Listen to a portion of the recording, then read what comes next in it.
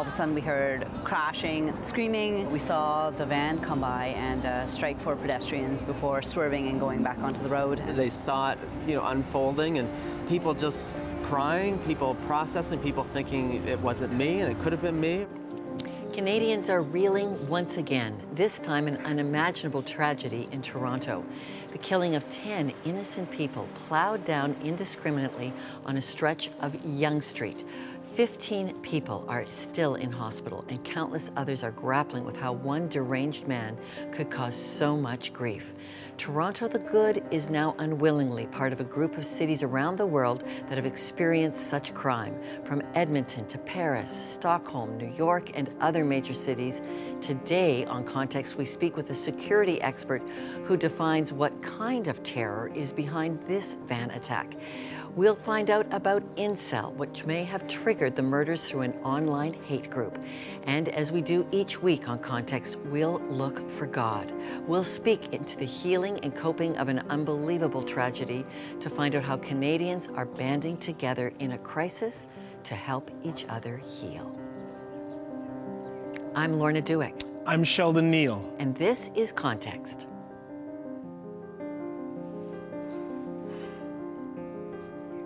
What is Incel and how did it motivate the North Toronto van attack? We talk with Dr. Ross Henfler to learn more about this radical internet subculture. One of Canada's leading experts on terrorism tells us where the so-called Incel movement fits into the big picture in Canada when it comes to security for all of us. On a beautiful April spring day, one woman was in a nearby park with her daughter when she heard the van striking people. Sheldon Neal speaks with Tiffany Jeffkins about running to perform CPR on the victims. And faith in the midst of tragedy. Sheldon heads to a local church pastor who's right in the heart of the tragic scene, helping that same community heal. The public has bestowed it on him that the hero status. He doesn't want it, but he's very appreciative. But he decided to leave his job as an engineer in midlife to join this job. He believes he made a right decision. That's Toronto's police chief speaking about the constable who took down Alec Manassium without a shot fired. But many questions remain. In the community of North York, Pastor Ben Porter has a lot of his own questions, but his choice is to heal through his own personal faith. Let's go now to our Sheldon Neal with that story. We're hearing a lot of people just talking about how they couldn't believe it happened, that they saw people jump out of the way of vans, that they walked across the street moments before it happened with their kids, or they were looking at it from the businesses and the towers all around here. They saw it, unfolding, and people just crying, people processing, people thinking it wasn't me and it could have been me, or it would have been me if it was yesterday, or so just the reality that it's not a movie, that this really happened, and for the people that survived it, they're wondering, like, amazing that we weren't there, and maybe a little bit of hope in that, but also grieving kind of the idea that somebody else died, and maybe, I knew them or I knew of them, and so just processing the pain and the suffering that it takes so much time for the shock to wear off, for people to really realize that this community is not just numbers and stats, it's real people from all over the world, and they're hurt by it. What are you feeling? Well, it's taken a week really to let it set in. Like our first response when we heard about this was open the doors and how can we serve and be a ray of hope or love into this community. But for the people actually leading the charge, I think it's taken this much time just for ourselves to realize that where we're standing or in this area where we walk or go to movies or eat or hang out or worship, that this tragedy actually happened right here. Tell me about that first Sunday after the tragedy this past week, when you stand or greet those coming into the congregation, or that message that's preached. What do you say? What do you think their hearts are really hungry for? Oh, definitely. And there was people from the community that came that wouldn't be our regular attenders, and And I think the message really, we spent time during the service where each person on staff or our pastoral staff spent time praying for our community. The sermon was really reflecting on the great commandment of how do we love our neighbor and how do we do that in times that are so trying and devastating. And just the message, I think, was just that we can still have hope in Jesus, and Jesus went through pain and suffering, and that God is still here with us, and He still loves us, and He can carry us through this. And that's what we're hoping that would come through from our church into the community through our Sunday morning service, or just us with our doors open. How does God become real in times when faced with tragedy? Well, I know. I mean, that's so difficult to think through and process, especially people that maybe are not aware of what the Bible is saying. But for me, just to go back to knowing your Bible as truth, as the Word of God, anchors my reality and anchors, I believe, our church, and to know that we're in a fallen world. This is not a perfect world, and the answer is not that God is ignoring us or that God just wound this clock up and is letting it go. No, the answer is God loves us, and He gave us the opportunity to be in relationship with Him through His Son, Jesus Christ, and that there's hope in that. Wow, thanks so much for your time. Yeah, thanks so much, Sheldon.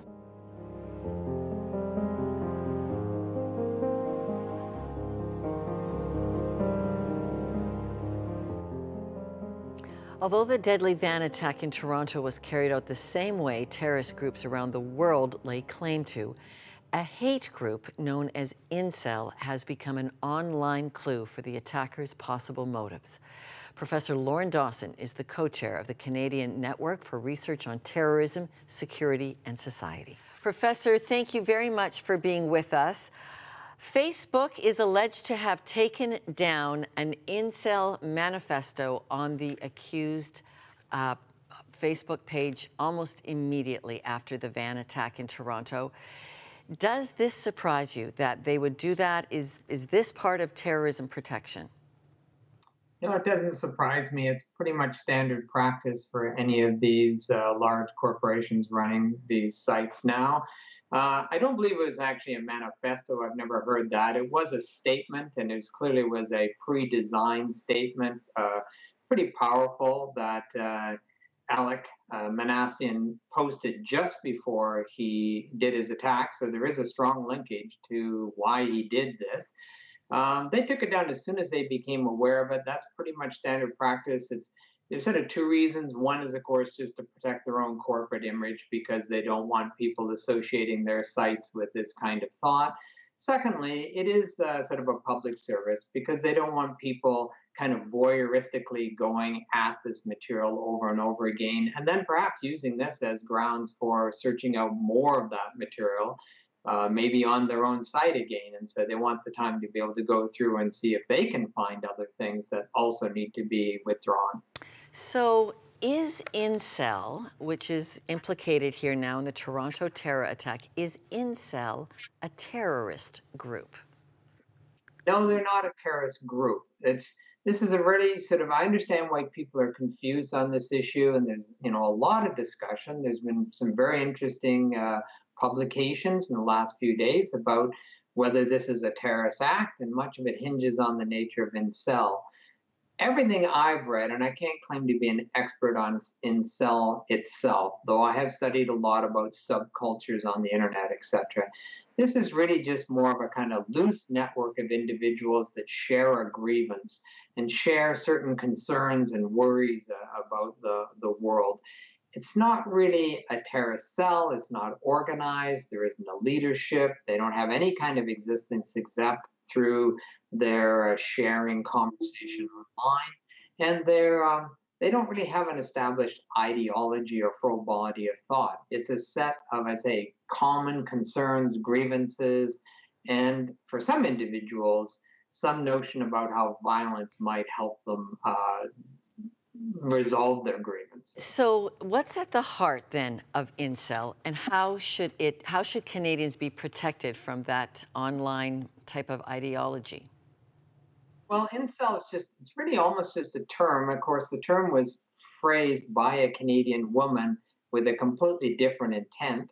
Incel originally, which means involuntarily celibate, was a term used by a woman to describe the plight of some women who find themselves in a situation of getting older but not having had a sexually satisfying relationship with someone.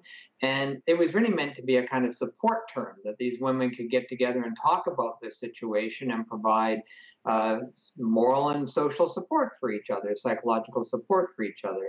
But the term became popular and was taken over by men who were angry at women because they hadn't been allowed to have fulfilling sexual relationships with them.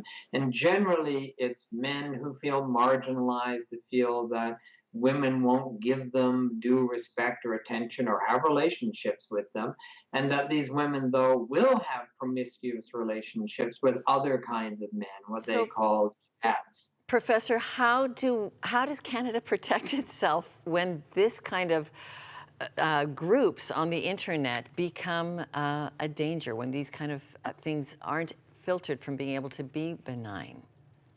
That's the key, is that some of these individuals then started advocating violence, that women should be attacked and punished for treating men this way. That's where it gets problematic. Once someone actually is advocating violence and violence against a specific group of people, here even just women, then they are coming close to violating hate laws in Canada. They're certainly spreading ideas that these internet providers have a right to take down because they don't have to abide just by the law. They are private organizations, and anything they think that their membership would find offensive, they have a right to remove. And so we're starting to see that happen.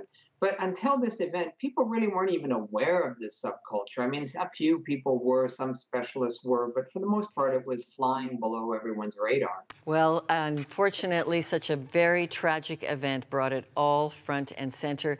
Thank you for joining us, Professor Dawson. We appreciate your insight. You're welcome. That was Professor Lorne Dawson, Professor of Terrorism and Sociology at the University of Waterloo. And just ahead, Sheldon Neal speaks with a pastor whose local church is around the corner from where the first attacks took place. Pastor Benjamin Porter was ministering minutes after the attacks began. And one mother's strength and courage in the face of sheer terror. Tiffany Jeffkin ran to the scene, leaving her 10-month-old baby with her best friend, and performed CPR on some victims.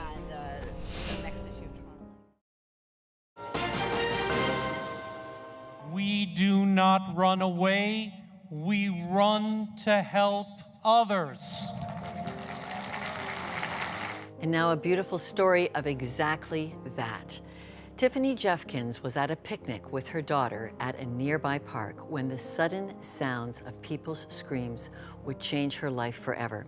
Tiffany was among the first at the scene of the van attack, giving medical attention to the injured. To this day, she still doesn't know if her heroic actions led to any survivors. Here's Sheldon Neal, who revisited the memorial with Tiffany. It was the first really nice day this year because after that April ice storm, and so we decided to take the girls out and sit on the grass and eat lunch, and all of a sudden we heard crashing and screaming, and we were standing at this point holding our daughters, and we saw the van come by and strike 4 pedestrians before swerving and going back onto the road. So you leave your child with someone and you head for the streets just right here. Yeah, so she, thankfully we had actually just finished lunch at that time, and so I buckled her into the stroller. I asked my friend if she could watch her. She's not a stranger, I mean, we're very good friends, but I immediately grabbed my keys, which has my CPR mask, and I just run over to the closest victim that looked like they needed help. What's going through your mind? What did you see? How do you process all of this? I think I didn't really process till afterwards. But definitely at that moment, I think like everybody else was just in shock. Like, this is a very quiet neighborhood. I grew up here as well, and so definitely didn't expect this to happen. My first thought actually was that the driver of the van was having a medical emergency, and therefore was driving erratically because obviously on the sidewalk, and so. I did see someone running after the van, and again, cars honking after the van. So immediately, when I came to the victims, my thought was really only on them, that that they clearly need help, and just to kind of start in with my training. I really didn't have time to think, actually. How have you had to process this and kind of move on? It's been tough. I think many people in the city, it's definitely been a shock to us all. You can definitely see how it's brought the city together. Definitely seen a lot of support from friends and family and my fellow brothers and sisters in Christ and church members. But it's to process. I think it's most important to talk about it. People have been covering us in prayer and covering us in their support and their thoughts, and just making that known and has really helped me, I think, move forward with coming to terms with what's happened and kind of helping to answer some of the bigger questions, as well. So it's we attended the vigil and the march last night as well, so that was definitely really helpful to just kind of be with people who really care and love the city and love on this city as well, and the people in the city. How has your faith been somewhat of an anchor following what has happened in our city? And this is really what I think was overshadowed by it first, and forgetting that in the midst of it all, God is still in control. And I think it's very easy to say that, and very easy to kind of say that as a Christian, and say that as you walk your day-to-day faith. But when tragedy strikes and when there's chaos like this, it's really, I think, more important to really draw on that, and really draw on the strength on the strength of Christ, right? Like, after all, He redeemed us first, and so that's all I have to hold on to, and finding peace in that as well, and that everything obviously happens for a reason, and for such a time as this. God placed me in this park at that time, and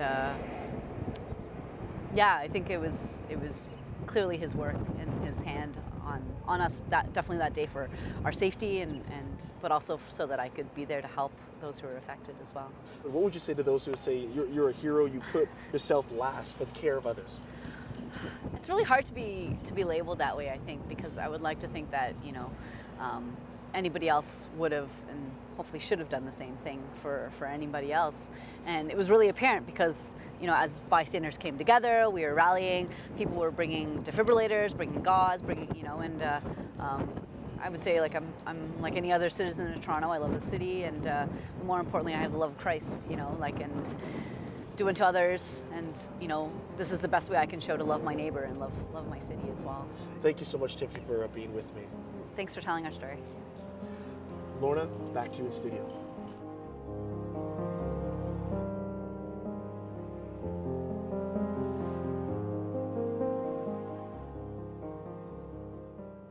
Ross Henfler is an expert on subcultures and masculinities. He's here to help us understand the incel movement and how their misogynistic points of view culminate into violence targeted at women. Well, Professor, define what and who incel is. Well, incel stands for involuntary celibate, and it's primarily an online group of heterosexual men who gather together to lament their lack of sexual success. And so there are men who have never been sexually active or who have not been sexually active for a significant amount of time. And what makes them, I guess, particularly fascinating is that they tend to blame their sexual troubles on women. And so in many of these forums online, they are casting women as somehow vile, tricky, and shallow. I was alarmed. I had no idea there was such hatred against women in such forums like that. How does that come about? Unfortunately, I see incel as, in some ways, an extreme manifestation of a broader sexist and misogynist culture. And so if you think about the changes that have occurred in the last 30 or 40 years as women, as people of color, as queer identifying people have struggled for recognition and for rights, that has really left some primarily heterosexual white men uneasy. All of these spaces in which they were traditionally the dominant group have now been, in some ways, from their point of view, invaded by others. And so I see incel as kind of a part of a broader reaction, and in some senses a backlash against new gains, new claims on power made by a variety of groups that have really upset what it means to be a man. Okay, now there's lots of the vile comments on these forums are just people who embellish incel rhetoric to get attention. What is the danger of allowing that kind of point of view to fester in an echo chamber? Yeah, so even though the people who identify as incels may act out violently in the real world relatively rarely. We know that violence against women of color, against trans women is relatively commonplace. And so anytime we see these forums, these communities, that one part of their primary purpose is to incite people and to provide a space for men to really denigrate women, I think it should be troublesome because, again, even if the violent acts that we've seen in Toronto and elsewhere are relatively rare, broader violence against these communities is relatively common. So are we responsible to shut it down? Should something be done? Can something be done? That's a really tough question, and it gets into issues of speech, as I'm sure you're probably thinking. I think a better strategy is to really start earlier and to work with young men and young women and people who don't fit the gender binary in thinking about how to question what it means to be male, what it means to be men, what it means to be masculine. So part of what's going on here is one of the cornerstones of heterosexual masculinity is sexual success and even conquest with women. And so if one, in a sense, feels one is failing at that goal, that marker of masculinity, then that can become a source of real pain and hurt. But that's really a social problem. And so rather than shut down a forum necessarily, I think we can start earlier in having critical conversations and thinking critically about gender earlier on. And so these kinds of places don't become attractive. Okay, so now this is going to roll out as Toronto's case becomes very public, as the accused goes to court. What's your advice for the public as we start to process that actually there may be a very different kind of terror motivating a van attack like this one? Yeah, again, I think we can point to the Elliot Rogers case earlier. I think we can point to anti-immigrant movements in North America. I think we can point to a variety of ways that, again, these primarily heterosexual men, often white men, are trying to shore up their dominance. And I'm not suggesting at all that there might not be some pain amongst the incel community, but I am suggesting that the anger is very much misplaced. That in many ways, while these men think that they're blaming women for their problems, and they think that women are the cause of their problems, in many ways they're comparing themselves to other men and the judgment of men. So I would encourage the people in Toronto and people generally to see this as a horrific, tragic event that needs to be justice around, but also to recognize that the sensationalism and the anger and the hurt we feel around this event, really the event itself is a symptom of some greater problems that we need to wrestle with. All right, indeed we do. We call it sin, missing the mark in such a tragic way. Thank you for taking the time to join us, Dr. Henfler. Thank you so much for having me. That was Dr. Ross Henfler, a professor of subcultures at Grinnell College.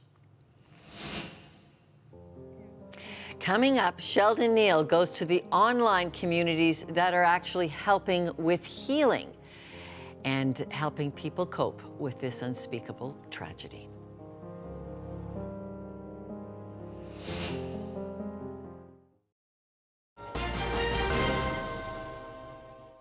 As the city of Toronto continues to heal after the Toronto van attack, many took to social media to share messages of healing, strength, and unity. The hashtag #TorontoStrong has been the rallying call, bringing together people from all spheres of influence in Canada, political, sports, and more. Political voices, including Prime Minister Justin Trudeau, who said, "In the face of tragedy, we pull together, support each other, and thank the extraordinary first responders who keep us safe." Hashtag #TorontoStrong. Municipal voices like Norm Kelly, City of Toronto councillor. The real Toronto, he wrote, was revealed yesterday as bystanders rushed to help victims. First responders worked around the clock, and Torontonians offered all we could. And in sports, Toronto Blue Jays took a pause and wrote, "Today and every day, we stand together." Heart-touching posts like a Humboldt Broncos and Toronto tribute done by award-winning cartoonist Michael DeAdder, who created a cartoon honoring both the Humboldt Broncos and the city of Toronto in the wake of the deadly van attack in our city. Therapy dogs, more than a dozen, and volunteers were present at Mill Lastman Square just days ago and offered on-site healing and support to mourners. It's clear, as we see both in live event and on social media, our city day by day is moving towards healing. It won't be easy, but together, friends, we'll get there.